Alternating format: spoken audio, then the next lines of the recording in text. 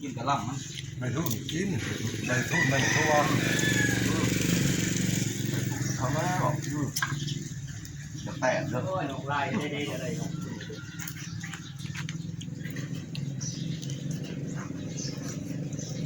จะแป้นทุกเราจะมาดูมัน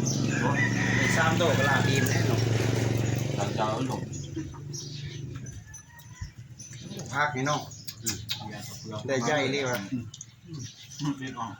เอาแบบกาตาฮานเลยน้อง นอกยืดมัน กินแบบคักๆเลย มองเหรอ ยืด นอกนั้นยอม มากกินมั้ย เจ็บอยู่เพื่อน ได้ก็กิน ปฏินุกในบ้านพวกคนกันเลยมันบอกว่าบ้าเลยบอกว่า ไอ้เจ้าหมวกก็ได้ไปยับเลย กินได้อยู่หรอ กินได้ก็ กินเราว่าแต่เด็กจังหวัด โอ้หมูกินต้มไก่จะพ่อร้องอะไรวะเนี่ย อย่างข้าวต้ม หมูกินต้มไก่เรื่องผู้บ้านเนาะ มันกินที่จังหวัดที่ไหนเลยหลายคน ป้าจังเขา เอาภาพก่อน บ่าย มันมีไม่ไปเยอะเนาะ